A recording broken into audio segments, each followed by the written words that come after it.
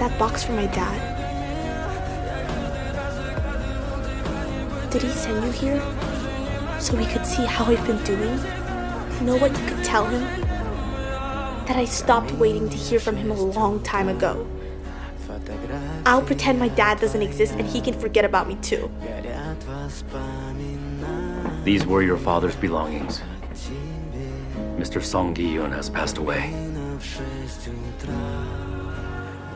We are not horses. We are humans. And humans are